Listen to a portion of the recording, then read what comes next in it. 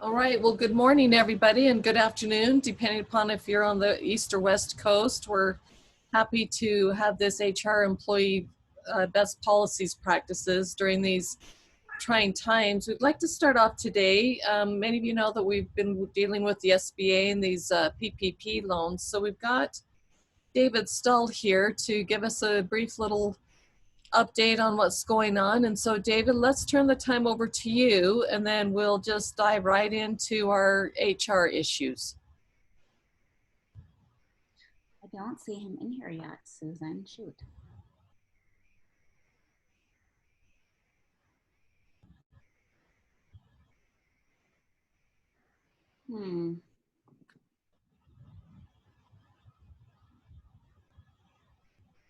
Susan, why don't you go ahead and you and Michelle get started, and then I can just let you know when he pops in. Okay, all right. So we'll hold off on David for a minute. Michelle, thanks for joining us today. Absolutely. Thanks for having me. I'm sure that you're being bludgeoned with questions from an HR perspective as we deal with COVID-19 pandemic issues, and we just enter into a new era in the work life of many. So something that's on the minds of many people, many employees, I think, as also us as employers, is whether can I ask one of my employees to stay home if they have flu-like symptoms? Absolutely, you can. And you can actually ask them to be tested for COVID as well, and to let you know what the test results are. Because it's important to know if you've had COVID exposure in the workplace. Okay. So, and if they have had, once they get their test results, what next? If they have COVID, then obviously they need to take the proper precautions and to stay at home. And everybody experiences different symptoms, right? Some are more severe than others. Some can continue to work with the COVID, right? It just depends on the severity of their symptoms. There are different qualifications, right? Under the emergency paid sick leave. If they are super sick and unable to work, then they qualify for that 80 hours of the emergency paid sick leave. Up to $511 per day. And then the business receives those tax credits for that. And so in order to receive those tax credits, then they have to make sure that they have that proper documentation. And that would be the doctor's notes saying that they are sick. So they need to make sure that they document that so that they can write that off at the end of the year. Okay. So, and I think we'll maybe dive into that a little bit as we get into this. One thing that we're hearing a little bit about as we've kind of been out and about is, what about, can you hold employees back from doing personal travel plans, or, what can you prohibit? No, absolutely not. If it's a legal activity on their personal time, you cannot do any restrictions or prohibit them from any personal activities. Mm-hmm. So that's just as per usual. That has not changed at all. And I think that's important for us all to keep in mind, is that personal time is personal time, and we don't get to monitor that. No, not at all. Okay. What about if, we're hearing about, especially in healthcare, you walk in and maybe your forehead is swiped. Can I do that with my employees? Can I require that they that have their temperature taken every day? It's interesting because, especially when things start to open back up and people start coming back to work, I think people are going to be a little bit concerned. It's like, hey, that's a valid question. Can I take their temperature? And I think it's a very interesting question, but that just depends strictly on the geographical location. And if it's your business is located where the pandemic is big, or your employee lives in a location where it's highly affected, then you can absolutely take their temperature. Well, and I think that we're seeing across the nation too, we all live in different states, and so we also need to be paying attention to what our state state and county health departments are Yeah. telling us to do, because we're seeing a lot of different directives, and one state may have 5, 6 on up directives depending upon what their city and county health departments are doing. Right. And I think that's just important, right? And just stay on top of those things as the employer, and make sure that you are, as the employer, that you are making sure that you are in strict adherence to that. Great, good sound advice. What about masks? What is my responsibility as an employer to my employees with regards to masks? So the guidelines on that comes from the World Health Organization and the Centers for Disease Control. So the only requirement for that are for the healthcare personnel, right? And they are only required to wear them if they are directly interacting with those that are infected with COVID. And so only those are required to wear them. However, as employers, we are asked that we routinely remind our employees to wash their hands for 20 seconds and to disinfect. And so, but you, especially when they start to come back into the workforce, you are going to have employees that are going to feel a sense of security by wearing a mask. And so I think as an employer, I don't think you should discourage that. And to remember that there is a human element involved here, right? There's going to be a sense of fear as they start to come back. And just to remember that and to be sensitive to that. And to remember, after all, that it is called human resources, right? So just to remember that going forward, to be sensitive to others and to just, be caring and to listen and to be supportive of each individual and each other as we move forward. You make a good point there. We've all been in isolation, if you will, Yes. for 4, 6, 8 weeks. And as much as we all want to kind of dive back in and start seeing each other and everything again, I think that we have seen a little built-in fear into our own psyches, and it is going to take some time. And if our staff and employees feel like they want to wear a mask, if that's what makes them comfortable, why not? And we should certainly allow them to do that until they feel comfortable not. Yeah. Yeah, I mean, I think even if when we go out to the grocery store or something, I think it's just going to be an interesting thing as we go back out, how we interact with people, and people just kind of social distance naturally as we move in, and how that will change naturally and how long that will take of a process to kind of go back to normal. Yeah. I don't think normal's going to be in 2 weeks. No, it's going to be a process, definitely. Yeah. Yes. Yeah. So what about asking our employees to fill out health questionnaires, especially if we're in organizations where we're doing shift work, or maybe, we might have 50 people on the floor at once. How does that work, or can we do that, or what's your ideas on that? Definitely would not recommend that, but you could seek outside legal counsel for that.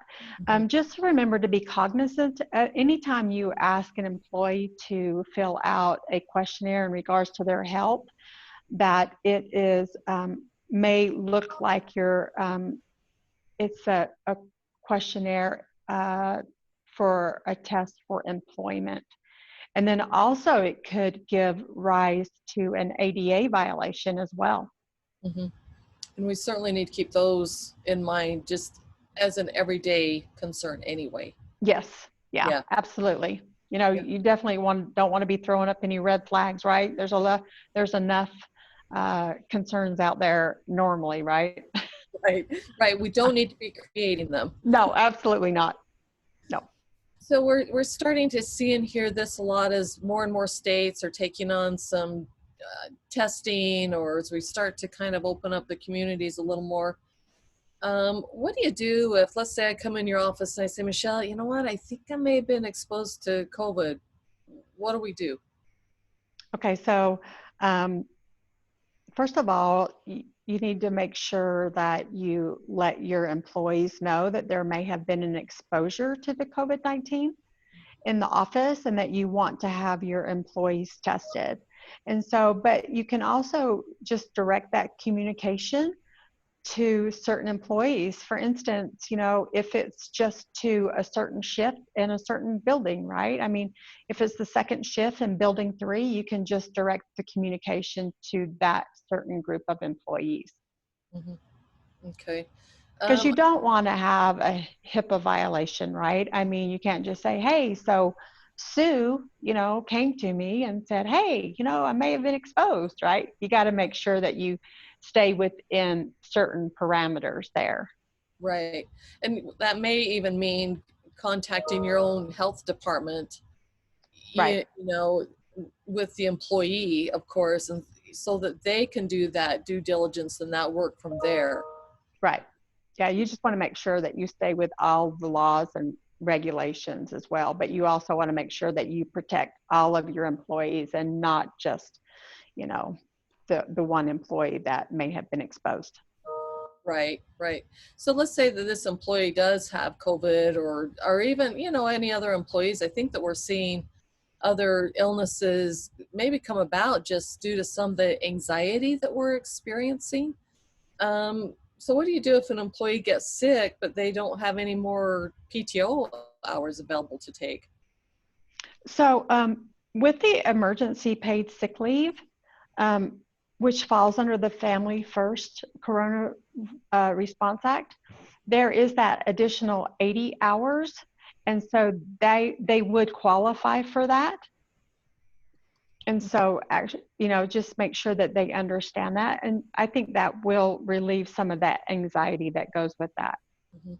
How does that work? I mean, does the employee apply for that? Do I, as an employer, get the ball rolling, or what are the steps that need to be taken for that? I think that's a question that Gary might be able to answer. So, he can discuss that Okay. later. So, Okay. but I do know that they do qualify for that.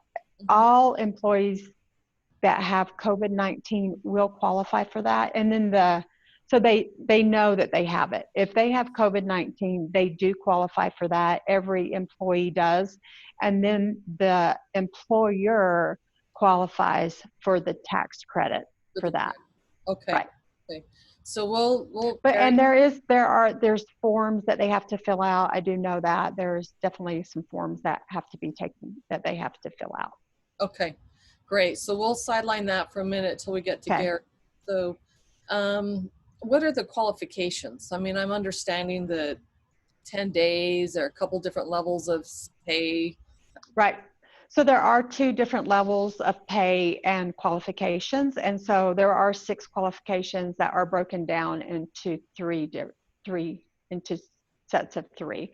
Mm-hmm. And so the first qualification is more of a personal qualifications. And so it's paid at 100%. And Mm-hmm. so up to $511. And so it's 10 days, a total of $5,110. And so for the first one, it's a quarantine or an isolation. So, and it has to be government, so either federal or state.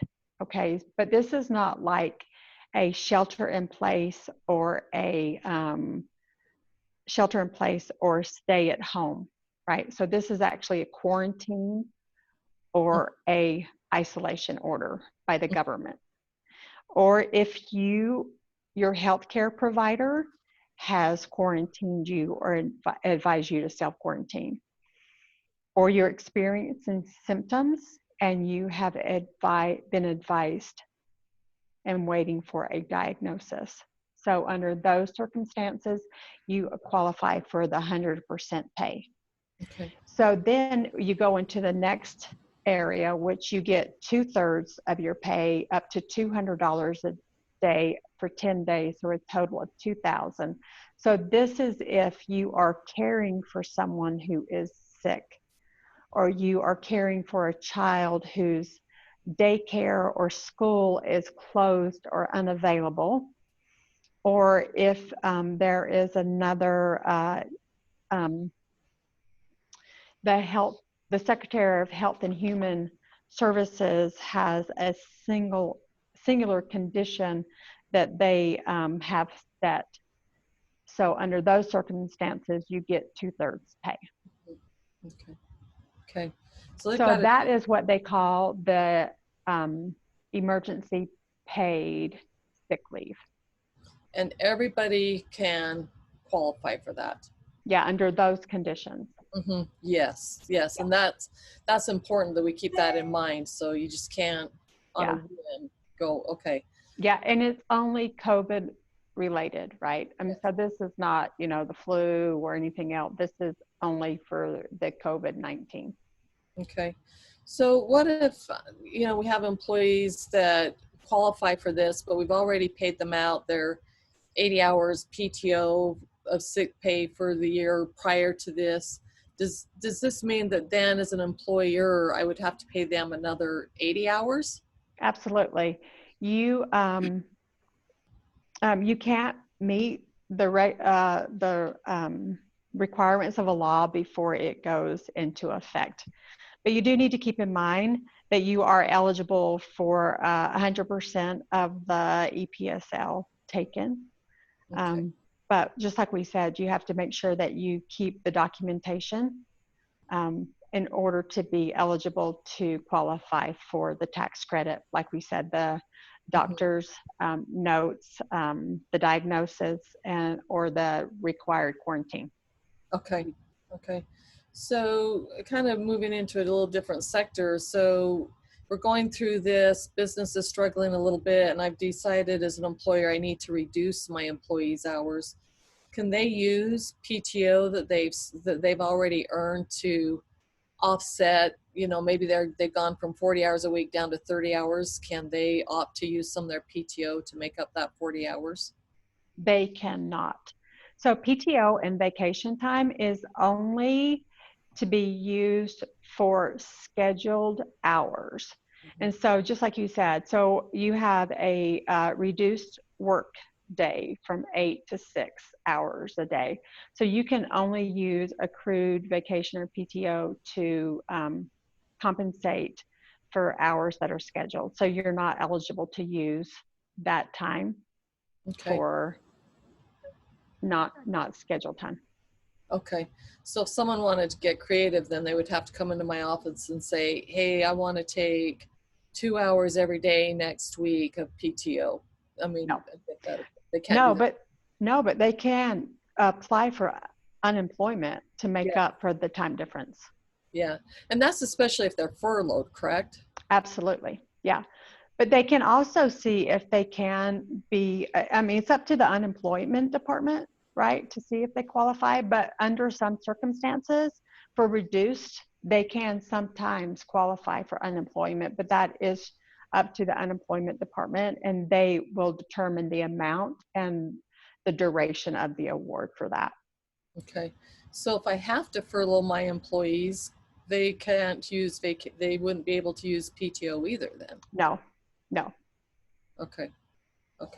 I think that PTO is strictly for, unscheduled, is for hours that are actually scheduled, but they are not using.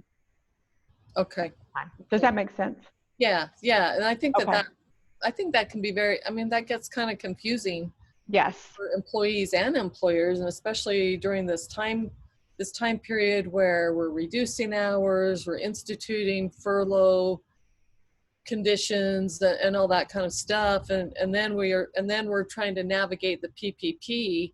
So thank you very much for spending some time with us this morning. I hope that everyone's found this beneficial for us. Thanks for having me. Thank you. Let's move next to David. You are going to spend a few minutes with us on what's happening with the PPP loans and how we can navigate some of that. Yeah, thank you, Susan. I think it's been made very public. Senate approved unanimously the refunding for the PPP loan program. The House is set to vote on it either today or first thing tomorrow, before it will go to President Trump for executive order.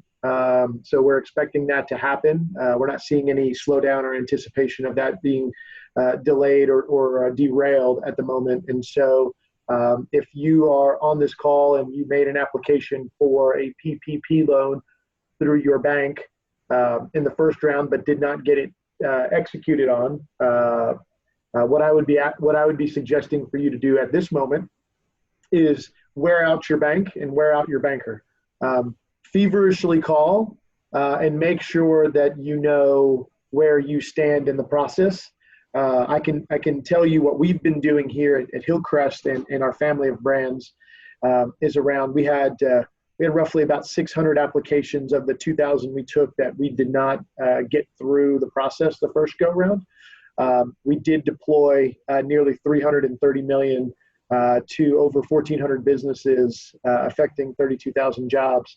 As we're counting it, and so we were able to get through a good chunk of what came in on the front end, but we did unfortunately leave a few that did not get processed, and so our focus since the depletion of funds, last week with the anticipated refunding of the program has been making sure that those other applications, those 600 or 700 or so, are ready to go when the SBA reopens its funding portal.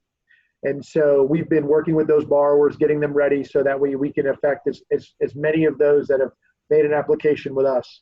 And I'm confident in talking with other bankers and banks, not just in Utah, but across the country, that many of those other banks that had false starts the first week and were a little slower and those kinds of things that didn't ultimately get through all of their applications or as many of their applications as they probably should have, are doing the same thing. And so my advice, and I've talked to a number of companies this morning already, my advice to those businesses, again, have been wear out. If you've got an application where you've uploaded all your payroll documents, your PPP application, and any supporting documents, and you're just in limbo, start calling, wear them out. I can assure you that someone in that bank knows where your application is or stands, or kind of what the outcome is, or what the impending outcome is. But get a degree of comfort with that, because the last thing you want to do is sort of reposition and jerk the wheel and try to apply somewhere else. One of the borrowers, or one of the companies I talked to this morning, unfortunately, wasn't getting a high degree of surety. Their bank that they made an application with only got through about 15% of their applications in the first go round. And so we're actually trying to find alternatives for those people that may have had not have the backlog that we do. We've taken a manual approach to getting these applications through, which is why our hit rate was so high. But what it's done, unfortunately, is that we anticipate, as do many others in the industry, that this next round of funding will deplete fairly quickly. Because as all these other banks have queued up all their applications and are waiting to get the E-Tran numbers, we do anticipate, probably a week or less that these funds will be depleted again. And so that's why I said it doesn't make sense to get in line behind my 700 or so applications if you're already in line at another bank. And so my advice to those on this call and abroad are, if you're talking to people who are concerned, let them know that they just need to wear out their banker. Or their bank, and just find somebody to talk to, because that's the best spot that they're in. We have taken the position right now that we're going to hit pause on all new applications, client or prospect, meaning whether they banked with us before this or not, just so we can get through the 700 that we have, and then as we see progress on that, we may reopen up our application acceptances. But there are a list of banks that are doing that right now. So. The senator I don't know how many people were able to listen to Senator Romney and Congressman McAdams on the Utah Leads Together call yesterday that stood up by the chamber, but they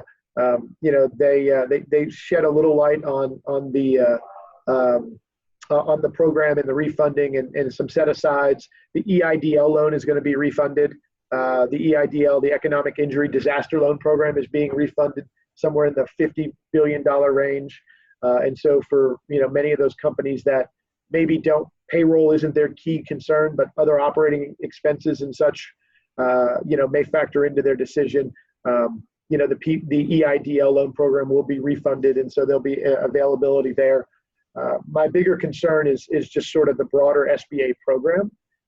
So if you think about the 7A and the Express loan programs that are just normal course of business are also included in this refunding. And so for anybody who has an SBA loan or was working with their bank on an SBA loan, non-PPP or CARES Act related, they need to figure out where they stand on that too, because there is some concern that if this refunding does deplete like everyone expects, any regular non-PPP related SBA loans will be affected by that as well if you've got applications in process. So more to come. I'm sure once the House passes it this afternoon, we'll know more, and then I'm sure it'll change again and possibly again before the president signs it, and then it gets out into the hands of the banks. But that's the latest right now. So we are anticipating refunding. We are trying to get our applications going so we can get the E-Trend numbers on the ones we have, and then we'll adjust based on the progress that we can make at Hillcrest. I'm sure other banks are doing the same. So I'm happy to take questions in the chat box or from you, Susan, or the presenters if there are any that you want me to expand upon. Great, thank you, David. So my takeaway is this: if you've already applied for your PPP loan, stay in the queue, keep on your banker, and make sure that this gets funded. And number two, you're probably not going to be very successful if you try to go to another SBA lending financial institution, because you'll be put at the back of the line behind, probably, to your point, 600 or 700 other applicants that didn't go through this first time. Yeah, and unfortunately, the one I was talking to this morning, he's somewhere in a mix of about 32,000 applications that didn't get processed the first go round. But yeah, I mean, we're trying to play the role of advisor here in the Utah market, and just try to guide people to the right spots. But yeah, I think to your point, Susan, the first thing that anyone should do is if they've made an application is just burn up the phones at that bank, and just find out, kind of get someone's perspective on it before they jerk the wheel and go apply somewhere else. Right. Because then if everyone does that, that's just going to continue to create a glut of applications that these banks can't get through, and ultimately just slowing down the process for a lot of others. So, Right. So yeah, but I do want to point out one distinction, however, because a lot of the larger institutions stood up an information gathering portal in the beginning. And so I want to be clear that a completed application is defined as where you've uploaded your payroll and supporting documentation. So if you filled something out online and did not go through that extra step, I want to make sure that I'm clear. If you've just done something online and not uploaded anything, you've not made an application. So there, if you're in that boat, then I would say find an alternative lender between now and Friday to get your stuff in. But if you've uploaded information, the 940s, the 941s, the supporting payroll calculators, and the PPP application, just start up that bank's phones because you're in their queue and you should be in line to get processed. Great advice. Thank you, David. And please, any of you on the audience, feel free to chat in a question and we'll get you taken care of. Moving on, we'd like to move on to Gary Dawson. We've got some more HR questions for us. Start moving into the second part. So Gary, let's have at it. Good morning, everyone. Good morning. So first question right off the bat from an employer standpoint, how do I best manage my office where everybody is working everywhere? They're not in the office anymore. How can I manage and monitor this remote work environment?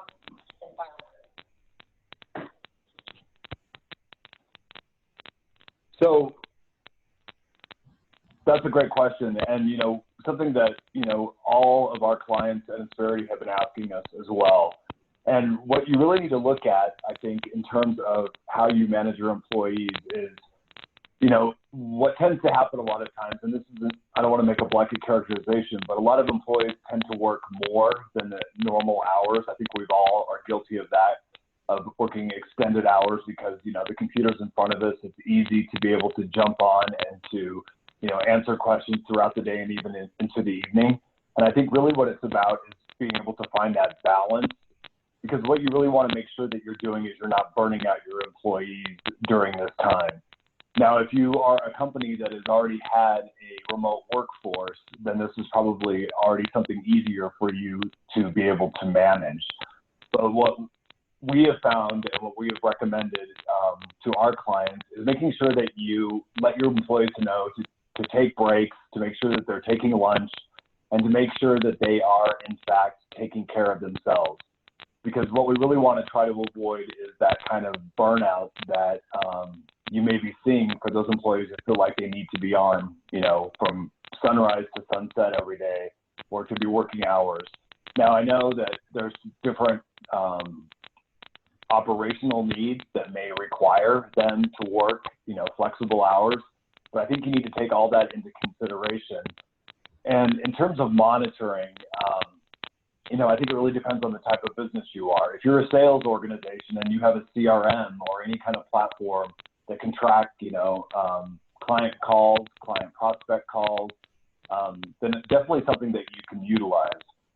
We've also seen clients that are asking their employees to just do regular tracking and submit that tracking on a daily basis. So what I mean is, how many phone calls did you have, that were based on a specific topic, or emails versus phone calls. And I know that may sound like you're being a little too much of a micromanager, but for some of our clients, that's been valuable for them to kind of gauge kind of what those kind of operational questions or transactions are that are happening and be able to monitor that. So really, I think it really depends on what works best for you operationally, what type of business that you're in, and how best to be able to monitor. But really, I think it's make sure that you're checking in on your employees once or twice a week. Oftentimes, have team huddles, even if it's a quick half hour in the morning or a quick half hour at the end of the day, just to check in to see how they're doing and to make sure that they are managing okay. Also want to make sure that you have, the appropriate technology for them to be able to operate at a high level and be able to, be able to serve clients if you're a client-based or a client-facing organization. So I think really those are the things that you always need to keep in your mind as leadership of an organization. Gary, it's Brian at Blue Sky. On that point of the technology, we've all been part of online meetings on Zoom and WebEx. What are some of the tools you might suggest that a company use in their day-to-day operations? We can't all put together Zoom and WebEx meetings for every one of our clients and all. What would you suggest? So that's a great question. Thank you, Brian. I know for us at Insperity, we've been using Zoom with our clients and we haven't had any major issues with that. But in terms of just other options to possibly use is, Insperity currently also uses Skype, and we've also had it so our telecommunication system within our offices allow us to make, phone calls either via our cell phone, obviously, but also via our computer. We also have call forwarding. So all of us had previously set up call forwarding before going remote so that all calls are coming through to make sure that we're not missing them. In talking to some of our other clients, I know there are other platforms. Microsoft Teams has been a very popular one because it allows for collaboration on the platform itself, as well as Slack. I know a lot of our tech companies are using Slack because of the ability for that kind of collaboration. But I really think what you need to decide is what works best for you, what is financially viable for you as a company if you need to make an upgrade. So, for us at Insperity, we had to look at what was the best possible platform for us. And for us, we decided that it was Skype and Zoom as a combination. Skype more internally. I know that we are looking at Microsoft Teams, and we'll probably be moving to that platform just due to the ability for collaboration. But again, I think it's really an operational need and where you need to kind of fall within that and what works best for you. You know, another option might be to contact the telecom company you're currently getting your digital voice services from and even your connectivity. Exactly. Because some of those products for MMS text, two-way text, web chat, and find me, that stuff they can turn on in minutes for you. And it really empowers the employees anywhere they are, as you were talking about. Yeah, I mean, when we've been working, we've had a remote workforce at Insperity for a while, and so the ability for our telecom to be able to do that call forwarding and to be able to do computer audio answering and dialing of calls. Obviously, all of our employees also have cell phones, so it's kind of been a combination of those that has worked for us and been able to keep us, available and be able to respond quickly to our clients. That's great.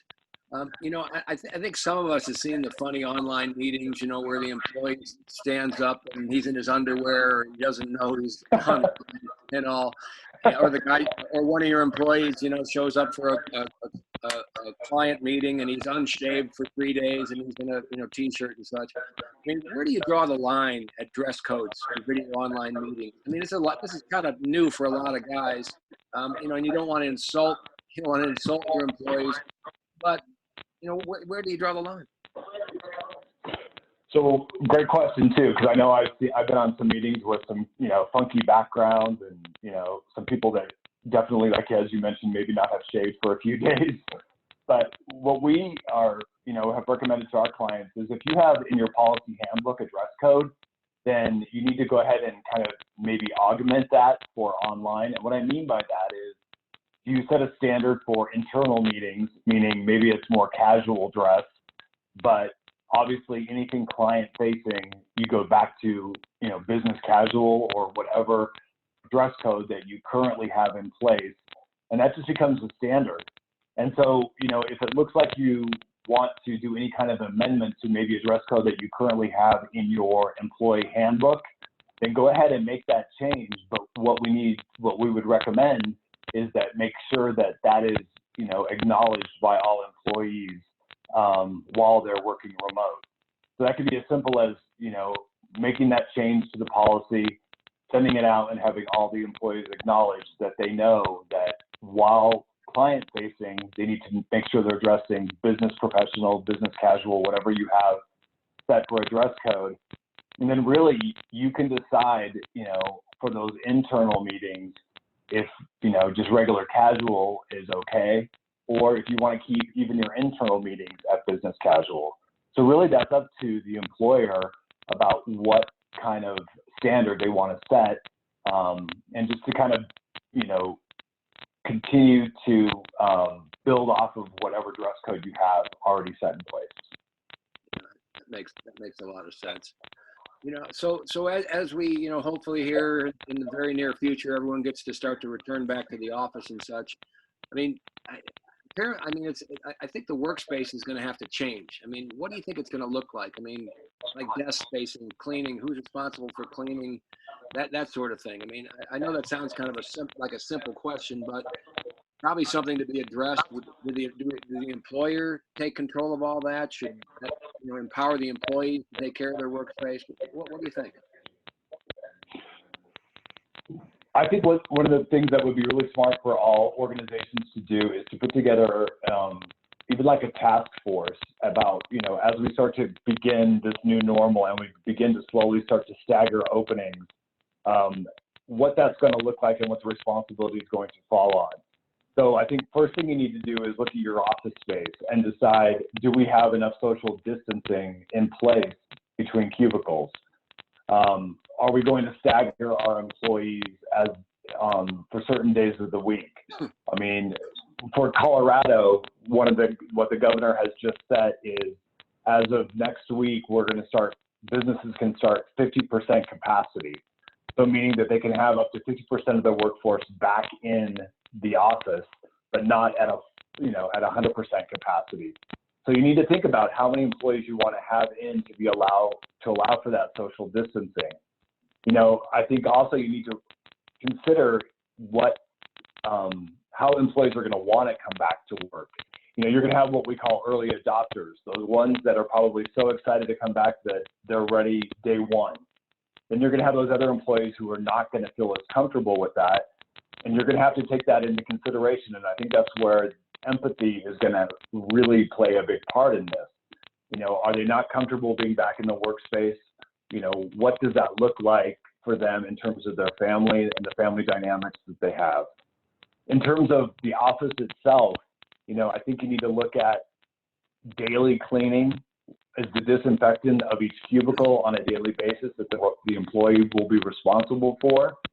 You need to look at those common areas like break rooms and really probably discourage employees from having group lunches or congregating together, just to be able to give that kind of peace of mind, not only for you as an employer, but for also as the employee. And then I think another big thing that you really need to consider is the building that you may be leasing, that you're in. What are the practices that they're looking at? So recommending, calling your management company and saying, as I look to possibly start to bring some of my employees back, what steps are you as, my management company, the building that I lease from, or the office space that we lease from, what are you going to do for those common areas, like restrooms, like lobbies? Is there any kind of, food service? All those things I think you need to look and take into account. And then from that, kind of come up with a game plan or a checklist of things that you want to make sure that are done on a daily basis. Plenty of hand sanitizer. All those things that are going to help kind of relieve that stress on not only yourself, but also on the employees. That kind of brings to the next question is for the employer and such.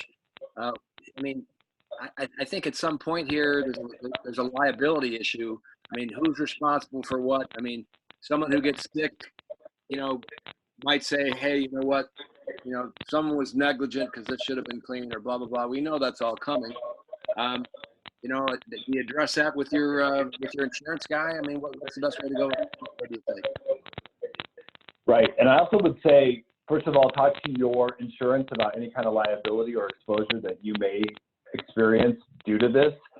I think a lot of the insurance companies are now looking at how they can actually help to provide for employers guidelines.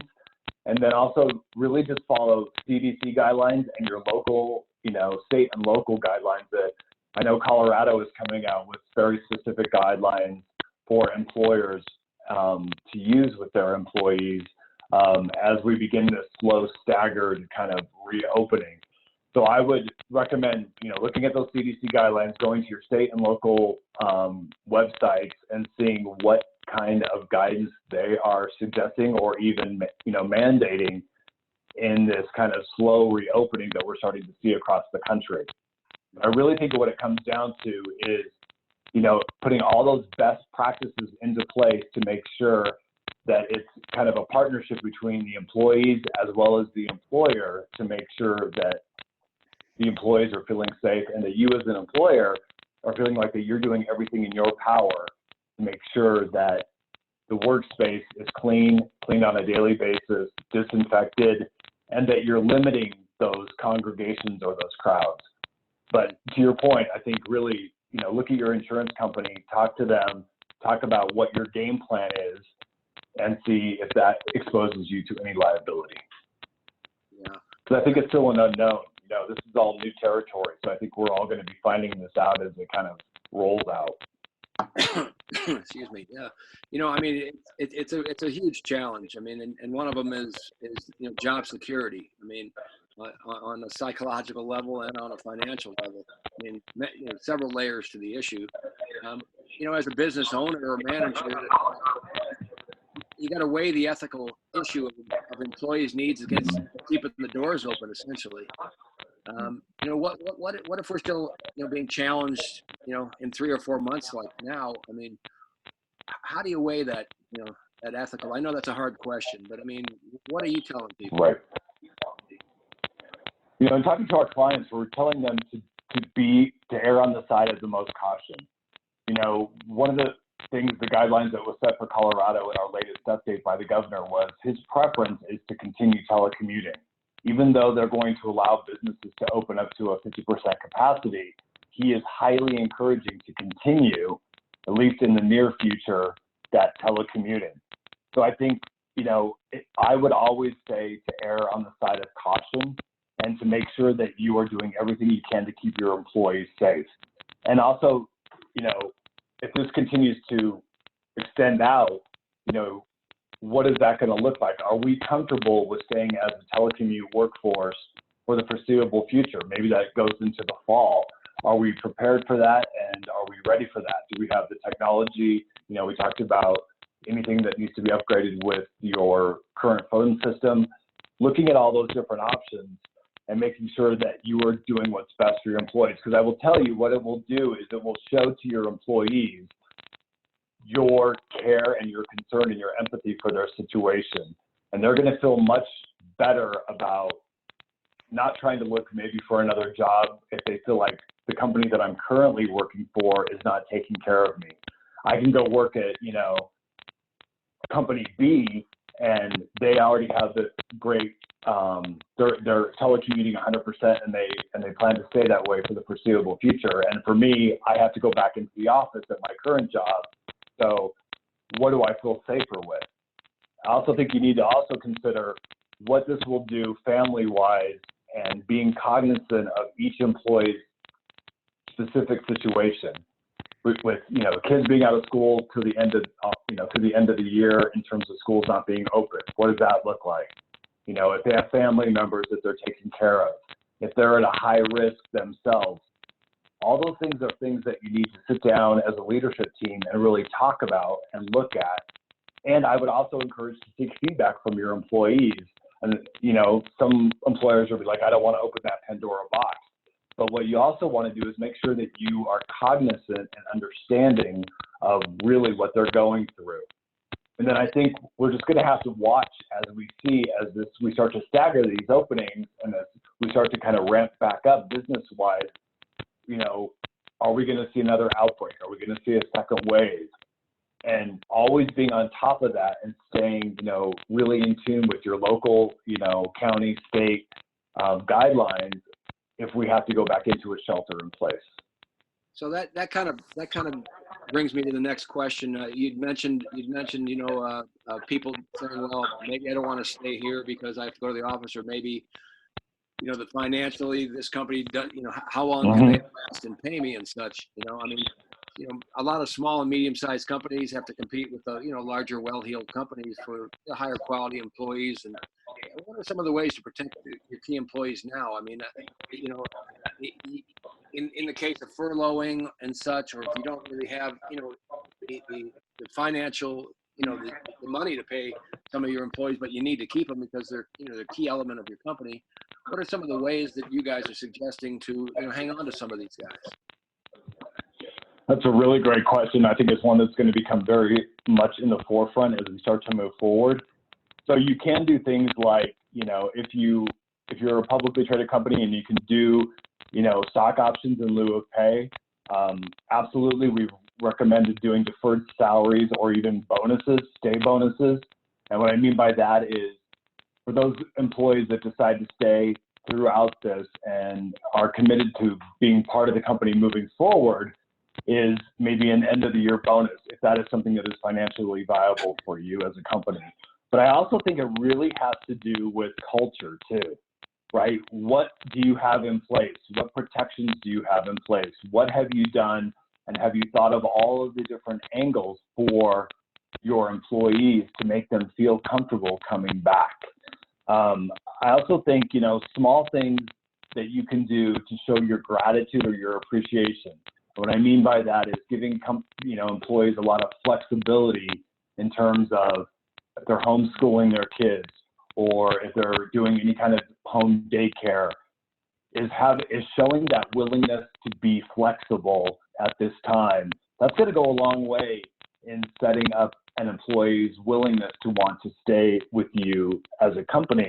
You know, even small things like, you know, today everybody can buy themselves lunch and they can expense it.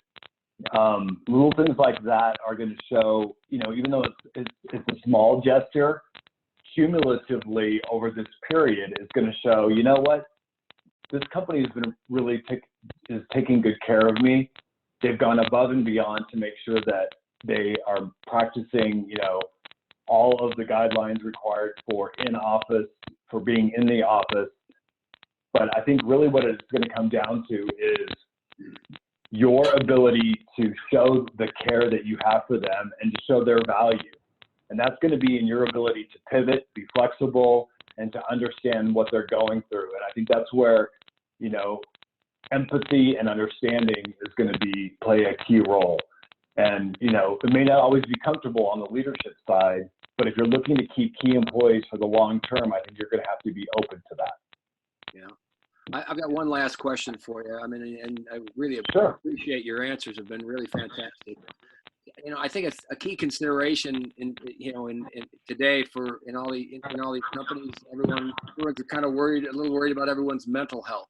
I mean, people are not only struggling with keeping from getting sick and protecting their family, but job security as well. I mean, it can be very, very overwhelming. I mean, what can management do to ease tension, and maintain the continuity in their employees?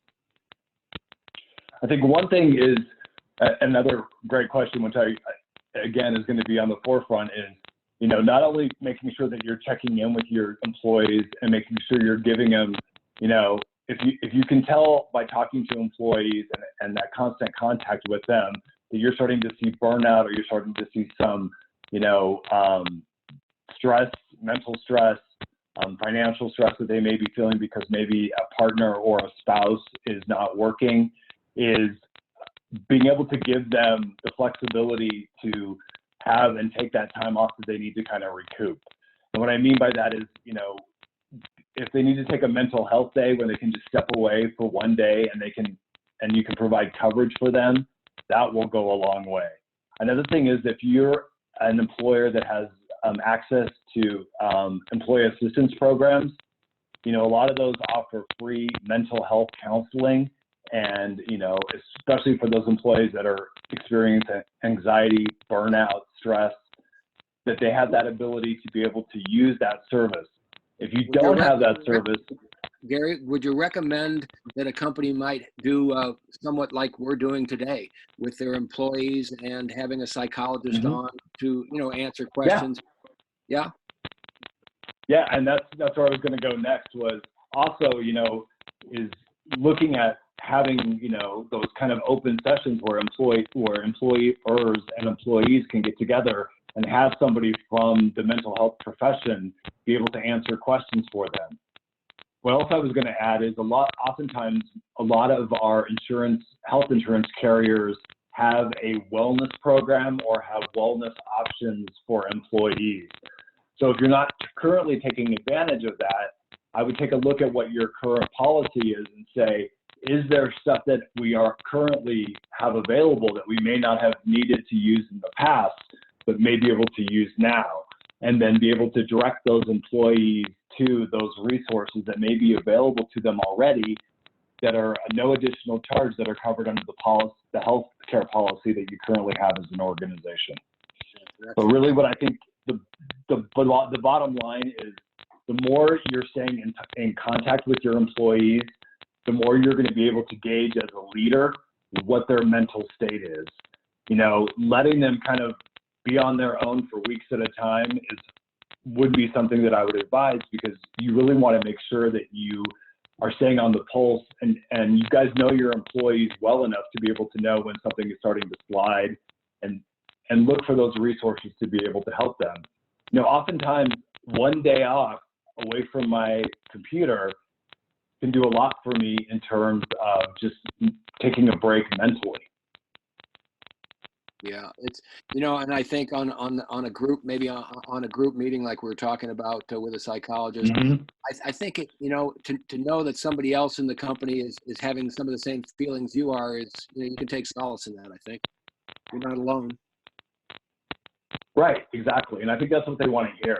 And I think they, having them talk about it, having them feel open enough to have those conversations, is where you're going to see a lot of themes, right? A lot of people are experiencing the same kind of feelings, the same kind of stress, the same kind of anxiety, that feeling of the unknown, and being able to put those resources out there or have those conversations with those employees is going to go a long way. And that will also, you know, go with our previous question, which was, you know, how do I keep those key employees? This is all part of that. You know, they're going to look at you as an employer as how you handled this and how you took care of them, which will go a long way in their willingness to want to stay for the long haul, because they know that during any kind of a crisis, you as a management team or a leadership team will be able to take care of them. Yeah, that's fantastic. Well, I think I've hogged enough of the time here with these questions, Susan. We have I think not too many minutes for any question and answers, but I'll hand it back to you. Thank you. Thank you all. This has been very beneficial. I've learned a lot. I haven't seen any questions come through the queue. I know that we're out of time. Does anyone have any other comments or anything you'd like to add? No, I think it's been very great. I think great for me as well. I think if anyone has any questions or wants a copy of copy of this, we can provide that for them. Yeah, really great that you guys could spend this time with all these folks. Great. Well, thank you everyone for attending. Stay tuned. We've got more of these coming up, so be watching your emails, and thanks to you all for participating. Have a great week all. Thank you. Goodbye.